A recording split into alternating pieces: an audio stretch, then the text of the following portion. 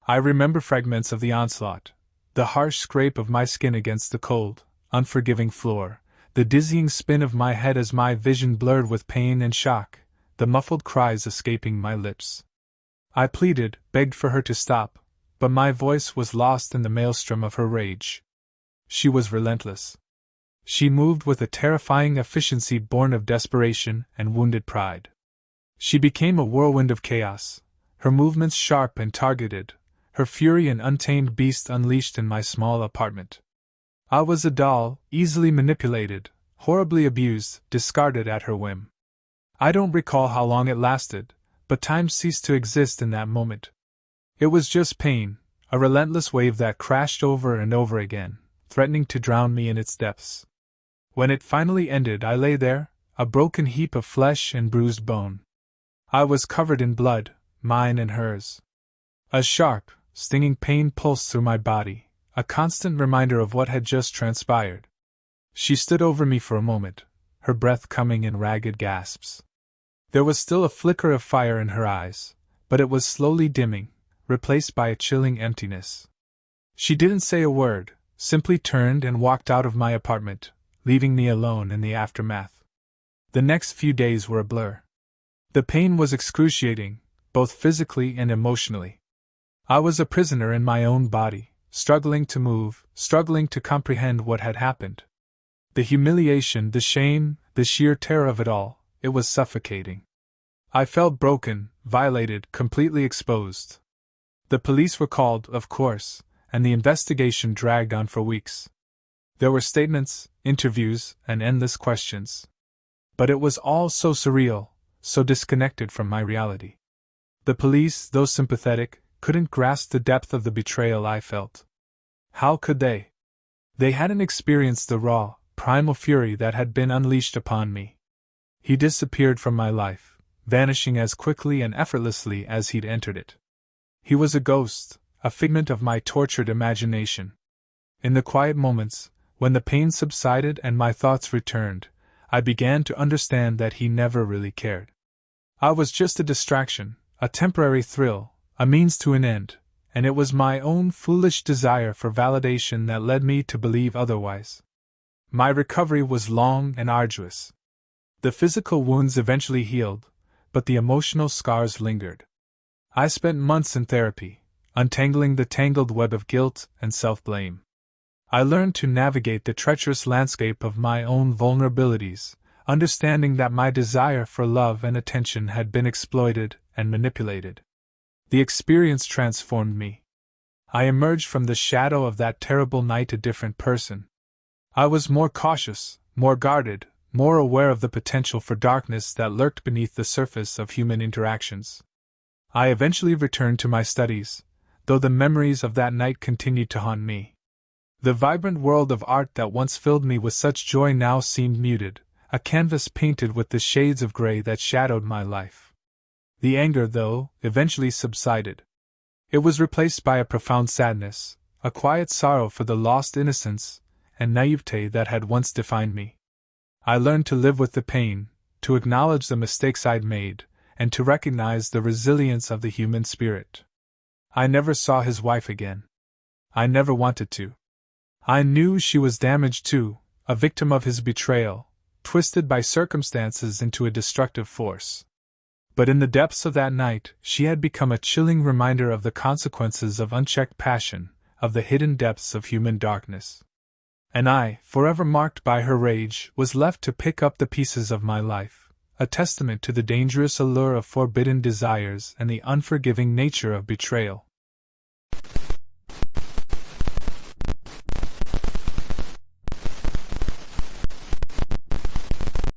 I never thought I'd be writing this, recounting the night my life fractured into a million jagged pieces. It's a story I've tried to bury deep within the darkest recesses of my mind, a nightmare I desperately wished I could wake up from. But the memories, vivid and brutal, clawed their way back, leaving scars that refused to heal. It all started with a heartbreak, a seemingly simple end to a complicated relationship, but it spiraled into a vortex of madness I never could have anticipated. Elena. The name itself used to evoke a warmth that now feels like a cruel mockery. We met in college, a whirlwind romance fueled by late-night talks, shared dreams, and a passion that burned bright. She was everything I'd ever wanted, beautiful, intelligent, and fiercely independent. But beneath that dazzling exterior, a tempest brewed, a volatile mix of emotions that I, in my naivete, failed to recognize. Our relationship was tumultuous. Arguments, fueled by her insecurities and my own failings, became commonplace. The high points were exhilarating, the lows debilitating. I loved her, truly, but I couldn't handle the intensity, the constant roller coaster of emotions. The fights grew more frequent, the silences more deafening. Eventually, I knew I had to end it. It was a difficult conversation, riddled with tears and accusations. I tried to be gentle, to explain that we were simply not compatible, that we were hurting each other more than we were helping. But Elena wouldn't accept it. Her world seemed to shatter around her, the vibrant colors dimming into a bleak gray. She begged me to reconsider, to give us another chance. But I was resolute. I knew deep down that it was over. The toxicity had seeped into the very core of our relationship, and I couldn't risk staying any longer. I needed to protect myself, to escape the emotional turmoil that had become my reality. Cutting off contact seemed like the only solution. I blocked her number, deleted her from social media, and avoided any place I knew she might frequent. I hoped, perhaps foolishly, that with time, the pain would subside, that she would eventually move on. But Elena wasn't the type to accept defeat easily. She was tenacious, determined to have me, regardless of my wishes. The first few weeks were relatively peaceful. A sense of relief washed over me, a fragile hope that I had finally escaped her clutches. But that peace was short-lived. One night, as I was settling in for a quiet evening at home, the doorbell rang. My heart skipped a beat. The last thing I expected was a visitor, let alone Elena. I hesitated for a moment, debating whether to answer, but curiosity, mixed with a tinge of apprehension, pushed me to the door. The sight that greeted me sent a shiver down my spine. There stood Elena, her usually vibrant face pale and gaunt, her eyes wild and filled with a desperate intensity I'd never seen before. In her hand I saw it, a gun, black and menacing against her trembling fingers. My blood ran cold. My mind raced, desperately trying to make sense of the situation. "Elena, what are you doing?" I stammered, my voice barely above a whisper. "I can't lose you," she whispered, her voice laced with a haunting desperation. "If I can't have you, no one can." The words hung in the air, heavy and ominous. I knew, with a horrifying certainty, that this was not a negotiation. This was something far more sinister, a descent into madness I couldn't comprehend. Before I could react, she pushed past me, barging into my apartment. The gun, still pointed at me, never left her hand. The ensuing minutes were a blur of chaos and terror. I tried to reason with her, to calm her down, to remind her of the love we once shared. But my words were lost in the maelstrom of her rage. She started to smash things, vases crashing against the walls, pictures shattering into a million pieces. The apartment, once a sanctuary of peace, transformed into a battlefield of shattered glass and broken furniture. Her voice, once melodic and soothing, was now a high-pitched screech, filled with anger and heartbreak. I tried to run, to escape the madness, but she was faster. She cornered me in the living room, her eyes blazing, the gun still pointed at me. I pleaded with her, begging her to stop, to put the gun down. But it was too late. The look on her face as she pulled the trigger, I'll never forget it. It wasn't anger nor hate. It was a mixture of desperation, a final, desperate act of love gone horribly wrong. The sound of the gunshot echoed through the apartment, a deafening blast that pierced through my eardrums and ripped through my soul. The world went black, a crushing wave of pain washing over me. I felt a searing agony in my chest, a warmth spreading through my body. I stumbled back, my legs giving way beneath me as the world spun into oblivion. I vaguely remember paramedics rushing in, the flashing lights, the sirens. Then nothing. I woke up in a hospital bed, surrounded by the sterile smell of disinfectant and the beeping of machines. A doctor explained that I was lucky to be alive, that the bullet had grazed my heart, narrowly missing vital organs. But the physical wounds paled in comparison to the emotional scars that ran deeper than any bullet could inflict. The aftermath was a whirlwind of grief, guilt, and a profound sense of loss. Elena was gone, her life tragically extinguished by the same force that had once fueled her love. The guilt gnawed at me, a constant reminder of my role in this tragedy. I should have seen the warning signs, the escalating instability. I should have done more to help her, to prevent this catastrophic outcome. The police investigation was swift and conclusive. It was deemed a suicide, fueled by a failed relationship and a broken heart. Yet, even in her death, Elena's actions cast a long shadow over my life. I was branded a survivor, a victim of a woman driven to madness by love turned sour. The whispers followed me, a constant reminder of the violence that had erupted in my apartment, the night Elena's love turned deadly. I moved away, leaving behind the shattered remnants of my life, hoping to escape the ghosts that haunted the walls. But I can never escape the memory of her face, the wild desperation in her eyes, the horrifying finality of her actions. The echoes of the gunshot, the screams, the shattered glass, they linger in my mind, a constant reminder of the fragility of life, the terrifying consequences of uncontrolled emotions. I've tried to rebuild my life, to find peace in the aftermath of that chaotic night. But the scars remain, a testament to the night love turned lethal. I will always carry the weight of Elena's actions, a haunting reminder that even the most beautiful things can be tainted by darkness and consumed by destruction. It's a story I'll never forget, a story that haunts my every waking moment, a constant reminder of the fragile line between love and madness, a line that Elena, tragically, crossed.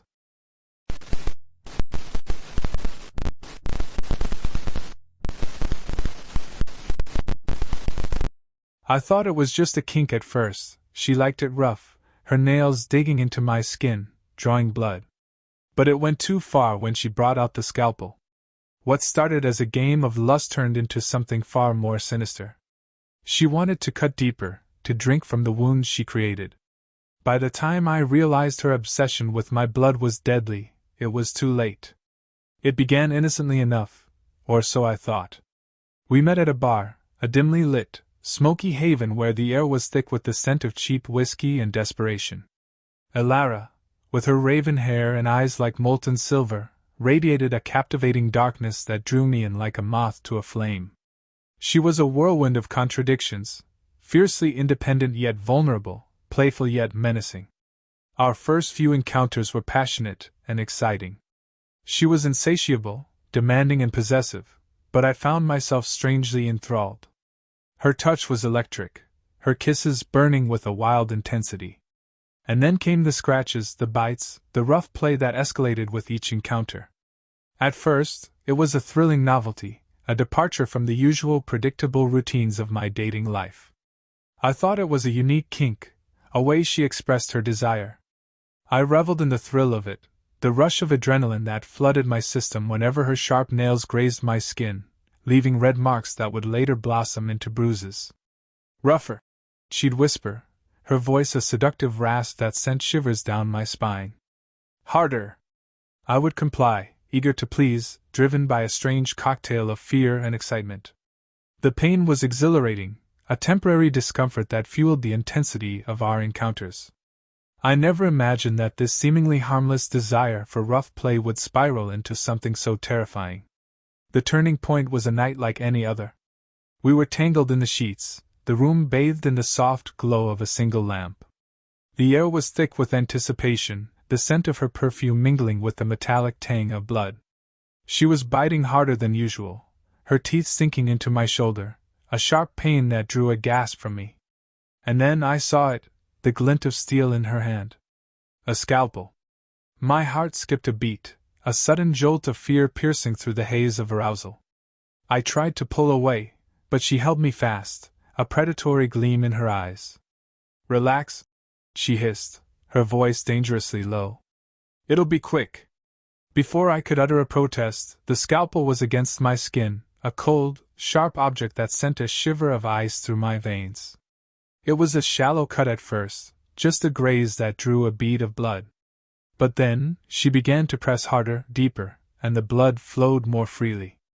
The pain was intense, but I was paralyzed with fear, unable to move, unable to speak. I watched in horror as she traced the outline of my chest with the scalpel, creating a gruesome pattern of wounds. The blood flowed, staining the sheets a dark crimson. And then, she began to lick it, her tongue darting out, savoring the taste of my blood. "It's delicious," she murmured, her voice filled with a disturbing ecstasy. "So rich, so sweet." That night, I understood the depths of her obsession. It wasn't just about rough sex, it wasn't just about dominance and control. It was about my blood, a dark, insatiable craving that consumed her. The following days were a blur of escalating madness. Every night, the rituals became more extreme, the wounds deeper, the blood flowing more freely. She'd bathe in it, drink it, collect it in small vials, as if it was some precious elixir. My body was a canvas for her macabre art, a source of sustenance for her twisted desires. My attempts to reason with her, to explain that this was wrong, that it was hurting me, were met with a chilling indifference. She dismissed my pleas, her eyes cold and devoid of empathy. The woman I had fallen for, the passionate and alluring stranger who had captured my heart, was gone, replaced by a creature consumed by a sinister obsession. I tried to escape, to run away from the nightmare I had inadvertently created, but she was always one step ahead. She tracked me down, her eyes burning with a possessive rage that sent shivers down my spine. She wouldn't let me go. My blood was her drug, and I was her addict. I started researching, trying to understand what was happening to me, to understand the nature of this dark obsession. I found articles on rare blood disorders, on hematophagia, on the darker corners of human psychology. My research only served to deepen my fear, to solidify the understanding that I was trapped in a nightmare from which I might never escape. My body was ravaged, a patchwork of scars and wounds. I was weak, constantly bleeding, barely holding on to consciousness. The blood loss was relentless, draining the life out of me, turning me into a mere shell of my former self. The final night came without warning. I was too weak to fight, my body a fragile vessel barely holding on. She was ecstatic, her eyes reflecting the soft light of the candles that surrounded us. "You're mine," she whispered, her voice a chilling lullaby. "And your blood is mine forever." I watched as she picked up the scalpel, a glint of manic joy in her eyes. I saw the reflection of my own fading life in the polished steel. The final incision was swift and deep. The world dissolved into a swirling vortex of crimson as my life ebbed away. My last thought was of regret, a bitter realization that I had played a game with a predator, a creature whose desires were far beyond anything I could have ever imagined. The thrill of the taboo had blinded me, leading me down a dark path where the only pleasure was the pain of others, and the only thirst was the blood that flowed from my veins. By the time I realized her obsession with my blood was deadly, it was indeed too late. My story is a warning, a chilling tale of lust gone wrong. It serves as a reminder that not every dark desire is a harmless kink, that some people are driven by forces beyond our comprehension, forces that can turn a passionate encounter into a deadly obsession. Never underestimate the shadows that lurk within the human heart. Never trust blindly, and never underestimate the thirst for blood. The darkness can be seductive, but it can also be fatal. And when it consumes you, there is no escape.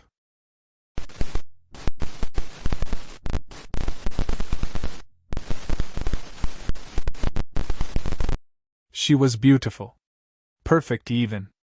Her skin, like porcelain, flawless and smooth, her eyes, a mesmerizing shade of emerald green that seemed to hold the secrets of ancient forests. Her hair, a cascade of raven black, framed a face that could launch 1,000 ships, or perhaps, shatter 1,000 hearts. I was captivated, utterly and completely. I'd never encountered beauty so compelling, so alluring. It was a siren's song, and I, a hapless sailor, was drawn inexorably towards the rocks. We met at a local art gallery, a chance encounter amidst the vibrant chaos of a crowded opening. She was standing before a painting, a stark, almost menacing portrayal of a lone figure shrouded in darkness, and I couldn't help but be drawn to her quiet intensity. Her name was Ilara, a name that seemed to whisper of ancient magic and untold mysteries. Our initial conversations were tentative, filled with polite formalities and carefully chosen words. But as the weeks unfolded, the barriers between us crumbled. Ilara possessed an intelligence that was both sharp and subtle, a wit that could cut through the mundane like a diamond blade. She spoke of philosophy, of art, of the human condition with a depth that left me breathless. She was everything I'd ever wanted in a woman, and more. Our relationship blossomed quickly, a whirlwind of passionate nights and whispered secrets. I was swept away by the intensity of her emotions, the depth of her affection. I was utterly consumed by her, convinced that I had found the missing piece of my soul, the other half of my being. But as time went on, subtle shifts began to occur. Ilara's moods became increasingly erratic, her laughter, once light and infectious, turned dark and brittle. She became possessive, her jealousy flaring at the slightest hint of another woman's attention.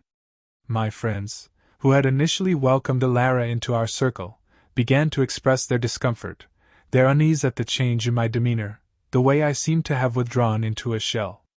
I tried to ignore their concerns, to dismiss them as mere jealousy.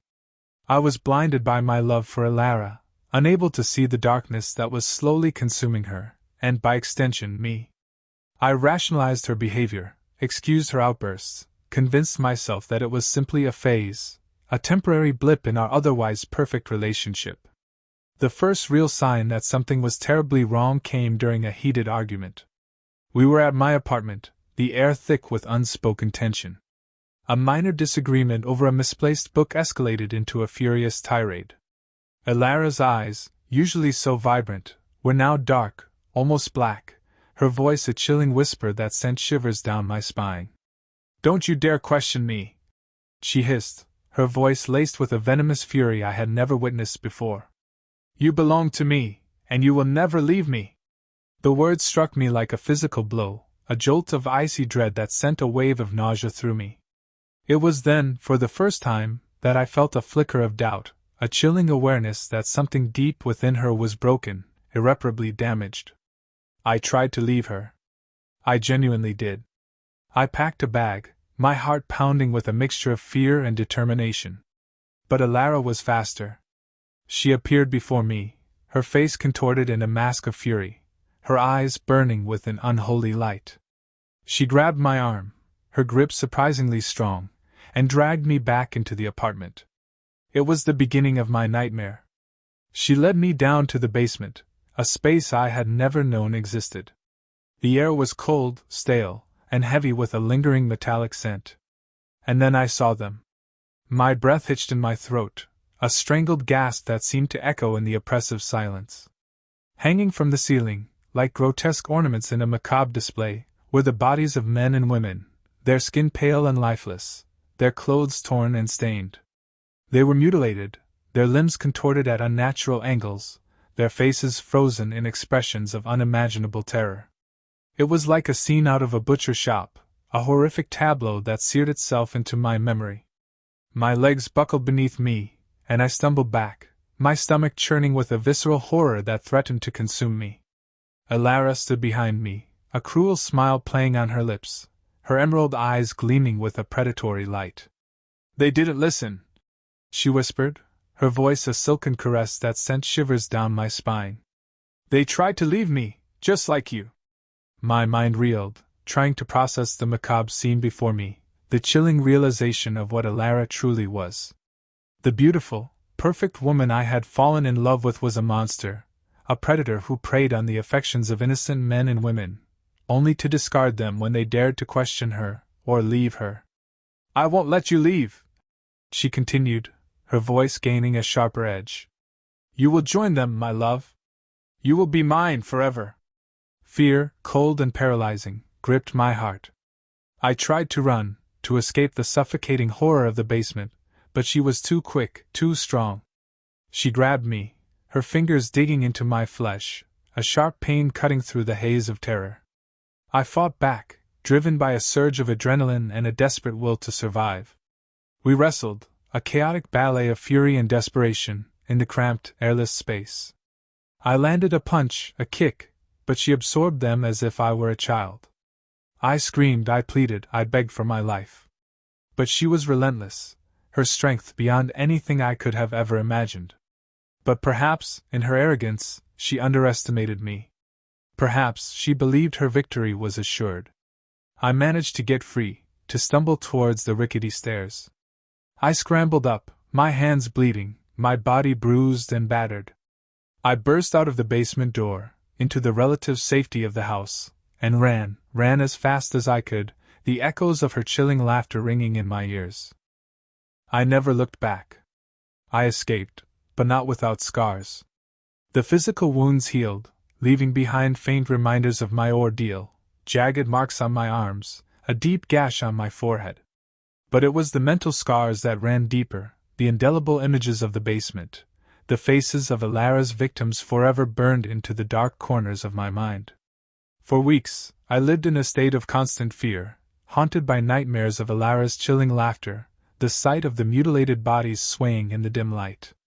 I slept fitfully, my body constantly on edge, anticipating the cold touch of her fingers, the sound of her voice. I sought therapy, hoping to piece together the shattered fragments of my sanity. I spoke of the horror I had witnessed, of the woman I had loved and lost to the darkness within. But words seemed inadequate, unable to capture the sheer terror, the utter devastation of my experience. Slowly, painstakingly, I began to heal. I learned to manage my fears, to confront the lingering echoes of trauma that haunted my days and nights.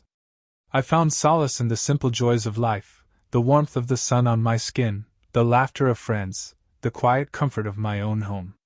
But the experience changed me, forever altering the way I viewed the world, the people in it.